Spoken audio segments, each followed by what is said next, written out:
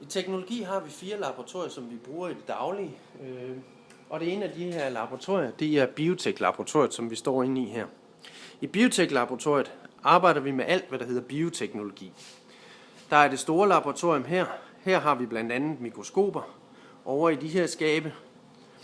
Og alt, hvad der skal bruges til mikroskopieringsudstyr. Der er blandt andet også farvestoffer til at farve bakterier med. Der er mikroskopkameraer til at putte på mikroskoperne. Så er der 2 typer af mikroskoper. Der er mikroskoperne her, og så er der den anden type, den her, som er en stereolup. Stereolupen forstørrer fra 0 til 40 gange, hvor mikroskoperne forstørrer fra 40 til 1000 gange.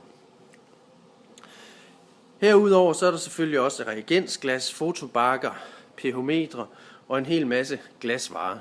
Sørg for ikke at blande de her glasvarer sammen med køkkenlaboratoriet.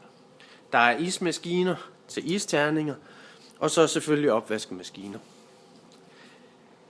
Her har vi skolens fermenter til gæringsforsøg, og herinde der har vi et køleskab med forskellige ting og sager, blandt andet næringsmedier til dyrkning af bakterier. Herinde i forberedelseslokalet står der varmeovne. Der står en varmeovn til almindelig opvarmning. Og så står der en varmeovn her, som er det vi kalder en inkubator. Der er en glaslåge foran, og det er herinde, at vi kan putte petriskåle til at dyrke gærceller med.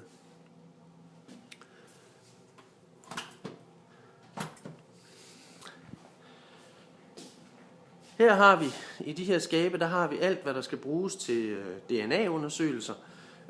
Der er PCR-maskiner, den står her.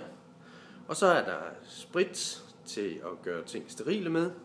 Der er en steril bænk, som man kan arbejde sterilt med petriskåle. Der er vejledninger her til, hvordan man poder osv. i petriskåle. Alt, hvad der skal bruges til petriskåle og dyrkning af bakterier, er herovre. Der er en mikrobølgeovn til at smelte agar med. Der er opvaskemaskine. Så er der centrifuger og mikropipetter til at tage væsker med.